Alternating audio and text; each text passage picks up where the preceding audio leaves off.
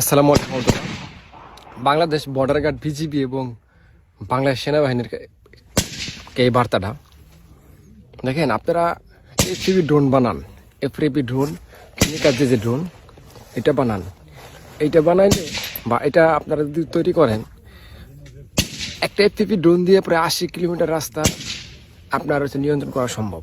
80 kilometre রাস্তা মানে একটা ড্রোন, এফপিভি ড্রোন প্রায় 80 কিলোমিটার দূর পর্যন্ত আপনি পাঠাইতে পারবেন। আর এটার স্পিড হবে 100 কিলোমিটার, 120 কিলোমিটার। অথবা এটা খুবই কার্যকর, মানে যুদ্ধের ক্ষেত্রে খুবই খুবই খুবই খুবই মানে গুরুত্বপূর্ণ ভূমিকা রাখতেছে। দেশ যারা নিমেষে শেষ হয়ে যাওয়ার কথা, শুধুমাত্র ড্রোন, এই ড্রোন সাপোর্টের কারণে এখন পর্যন্ত এই যুদ্ধে রাশিয়ার সাথে টিকে আছে, না হলে কোনো দেশ সম্ভব ছিল না।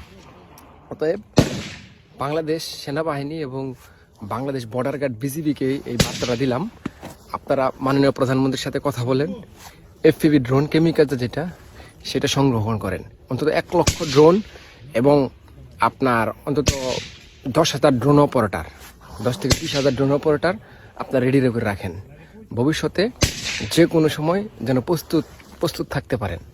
ড্রোনের পৃথিবীতে এখন আর ওই 1971 সালের মতো লাঠি দিয়া যুদ্ধ নাই, লাঠি দিয়ে বাইরে বাইরে যুদ্ধ নাই। এখন প্রযুক্তির যুদ্ধ।